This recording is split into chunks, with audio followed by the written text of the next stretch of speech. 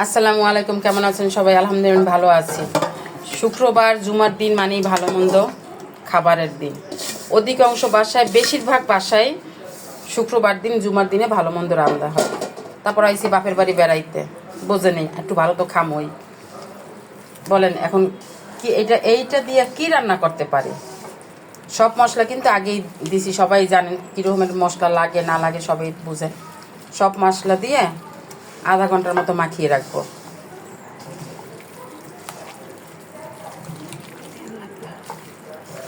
কি চিন্তা করতেছেন কি রান্না করুম?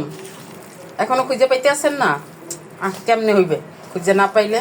কন এটা কিন্তু হলুদের গুঁড়ো দিই না, মরিচের গুঁড়ো দিছি, ধনিয়া দিছি, জিরা দিছি, আদা বাটা দিছি, রসুন বাটা দিছি, পেঁয়াজ বাটা দেই নাই। পেঁয়াজ বাটা দিব না, পেঁয়াজ দেবো কুচি কুচি কইরা কাটিয়া।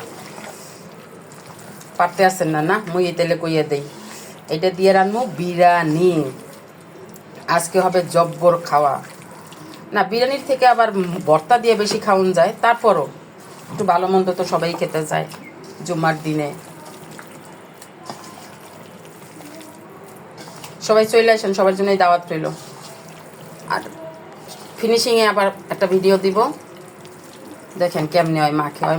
মনে করতে আছে যে কি এটা যে মুরগি, ও বোঝেই না, খালি চেটকাই দিয়েছে।